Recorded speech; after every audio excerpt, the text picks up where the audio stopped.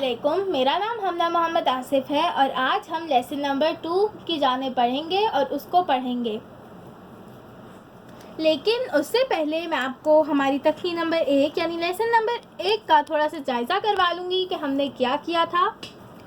तो तकनीक नंबर 1 में हमने हरूफ तहज्जी के बारे में पढ़ा था और बहुत सारे कवायद भी पढ़े थे। अगर आपने वीडियो नहीं देखी तो अभी जाकर वीडियो देखें और उसको लाइक ज़रूर करें, और जिन्होंने देख लिया आ जाए, हम अपना लेसन नंबर 2 पढ़ेंगे आज। अब लेसन नंबर 2 क्या है? लेसन नंबर 2 है हरकत के बारे में। अब आप बोलेंगे ये हरकत क्या है भाई? तो हरकत से मुराद है ज़बर, ज़ेर और पेश। अब मैं आपको बताऊंगी कि आखिर ज़बर ज़ेर पेश है क्या। इससे पहले मैं आपको बताऊंगी, अब ये जो हर्फ है इन सब के ऊपर हरकत है। हरकत क्या है? ज़बर ज़ेर पेश है। तो जिसके ऊपर हरकत है उसको क्या बोलेंगे? उसको बोलेंगे मुतहर्रिक, यानी अलिफ मुतहर्रिक है, बा मुतहर्रिक है। क्यों मुतहर्रिक है? क्योंकि उनके ऊपर ज़बर है, ज़ेर है और पेश है। मुतहर्रिक वो हर्फ होता है जिसके ऊपर हरकत होती है। अब ये जहन में रखें कि हरकत यानी ज़बर नहीं है। हरकत यानी ज़बर, ज़ेर, ज़ेर और पेश। हरकत यानी ज़बर, ज़ेर और पेश। हरकत से मुराद सिर्फ ज़बर या सिर्फ ज़ेर या सिर्फ पेश नहीं है। हरकत तीनों को मिलाकर हरकत है। अब जिस हर्फ पे हरकत होता है उसको हम कहते हैं मुतहर्रिक। अब जैसे हम यहाँ आए तो यहाँ पर आप देखें कि यहाँ पर अलिफ, बा, ता, सा इनके ऊपर कुछ भी नहीं है, ये खाली हैं, इसलिए ये मुतहर्रिक नहीं है। मुतहर्रिक क्या होते हैं? जिनके ऊपर हरकत हो। आप देख सकते हैं इसके ऊपर हरकत है। अब ये हरकत क्या है? ज़बर है। ज़बर क्या है? अब मैं ये बताती हूँ। ज़बर ये है, ये नज़र आ रहा है आपको निशान? ये निशान देखें ऊपर, ये रहा, ये निशान, सब पे निशान है, आप देखें, ये ज़बर है। ये ऊपर जो निशान है वो ज़बर है। फिर जो निशान नीचे है, आप देख सकते हैं कि निशान जो नीचे है वो है ज़ेर, और जो निशान ऊपर है लेकिन थोड़ा सा मुड़ा हुआ है, जो कि वाव भी दिखता है और हम इसको इस्तेमाल भी करते हैं उर्दू में बाज़ जगहों पर, इसको कहते हैं पेश। चलिए अब हम अपने ज़बर की तरफ चलते हैं दोबारा से। अब हरकत कैसे अदा होती है, मतलब इसको पढ़ना कैसे है भाई? अब हमें ये तो पता चल गया ये हरकत है, लेकिन अब इसको पढ़ें कैसे? सिर्फ पता करना काफ़ी थोड़ी है। अब देखें इसको कैसे पढ़ेंगे। हमज़ा ज़बर आ, बा ज़बर बा, ता ज़बर ता। अब एक और बात मैं आपको बताती चलूँ। अभी आप सुन रहे होंगे कि मैंने बोला हमज़ा ज़बर आ। मैंने इसको हमज़ा ज़बर आ क्यों बोला भाई? ये तो अलिफ है। वो इस वजह से कि जब अलिफ के ऊपर कोई भी चीज़ लग जाए, कुछ भी, सिर्फ अभी हरकत नहीं है, आगे जाके हमारे पास मुशद्दद आएगा। मुशद्दद हर्फ क्या होता है, और जज़म आएगा, और ये सारी चीज़ें आएंगी, तो आपको पता चलेगा कि अलिफ जो है उसके ऊपर चाहे कुछ भी लगा दें, चाहे कुछ भी लग जाए, वो हमज़ा बन जाता है। यहाँ पर ये अलिफ है, यहाँ पर ये अलिफ है क्योंकि ये खाली है, इसके ऊपर कुछ भी नहीं है, लेकिन यहाँ पर ये हमज़ा है। क्यों? क्योंकि उसके ऊपर ज़बर है। ज़रूरी नहीं कि सिर्फ ज़बर लगने पर ही ये हमज़ा हो जाए, जैसा कि मैंने बताया, कुछ भी लग जाए ये हमज़ा बन जाएगा। ठीक है, तो हम इसको हमज़ा ही पढ़ेंगे। अलिफ की आइडेंटिटी हमने चेंज कर दी है, उसको हमने हमज़ा बना दिया है। क्यों? क्योंकि उसके ऊपर हरकत है। तो हम इसको पढ़ेंगे हमज़ा ज़बर आ। ठीक है, हमज़ा ज़बर आ, बा ज़बर बा, ता ज़बर ता, सा ज़बर सा। आगे हम बाद में पढ़ेंगे, अभी हम नेक्स्ट पे आ जाते हैं। अब नेक्स्ट है हमारा ज़ेर। ये जो नीचे है ये ज़ेर है, आप देख सकते हैं हर्फ के नीचे जो ये डैश बना हुआ है ये है ज़ेर। अब ज़ेर को कैसे पढ़ेंगे? ज़ेर को पढ़ते हुए मुंह थोड़ा सा झुक जाएगा। कैसे? हमज़ा ज़ेर ई, बा ज़ेर बी, ये ई बी टी सी जी ही इस तरह से पढ़ा जाएगा। इसको पढ़ते हुए आप खुद नोटिस करें, आपका मुंह थोड़ा सा झुक जाएगा। इसको इस तरह अदा करते हैं। और फिर आखिर में है पेश। पेश कैसे अदा होगा? पेश को अदा करते हुए दोनों होठों को गोल करना ज़रूरी है। जैसे हमज़ा पेश ऊ, बा पेश बू। हम उर्दू में और कायदे में एक ही मकसद से इस्तेमाल करते हैं इस पेश को,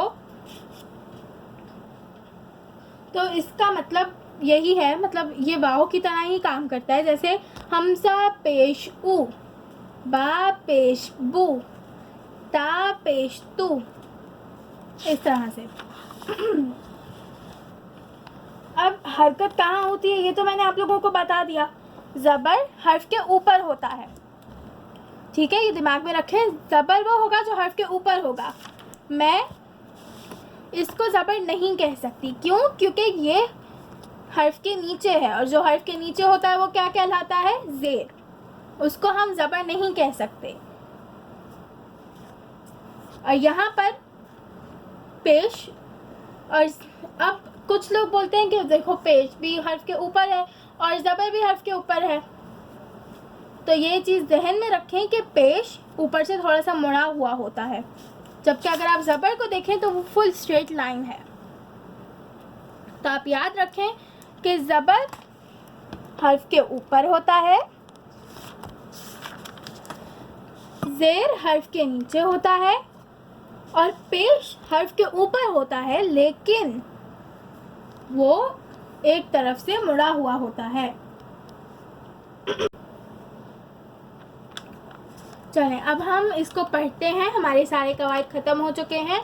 आप चाहें तो इन कवायद को रिवाइज़ भी कर सकते हैं, उनको रिवाइज़ करते रहें ताकि आप जो जो पढ़ते रहें आपके दिमाग में रहे। अब मैं आपको पढ़ाऊँगी ये सारे हर्फ। अभी तो मैंने शुरू के 4 या 5 ही हर्फ बताए थे आप लोगों को कि किस तरह ये पढ़े जाते हैं। अब हम इनको सबको मिलाकर पढ़ेंगे। तो पहले हम हिज्जे से पढ़ेंगे। हिज्जे क्या होते हैं? अलिफ ज़बर आ, बा ज़बर बा, और फिर रवानी क्या होती है? आ बा ता सा। तो आप याद रखिएगा कि हिज्जे क्या होते हैं और रवानी क्या होती है। जब मैं बोलूँ कि मैं हिज्जे से पढ़ाऊँगी तो इसका क्या मतलब है, और फिर मैं बोलूँ रवानी से पढ़ाऊँगी तो इसका क्या मतलब है, ठीक है।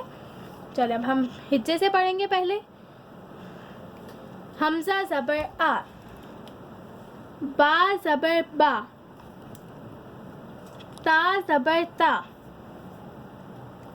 सा ज़बर सा, जीम ज़बर जा, हा ज़बर हा, खौ ज़बर खौ, दाल ज़बर दा,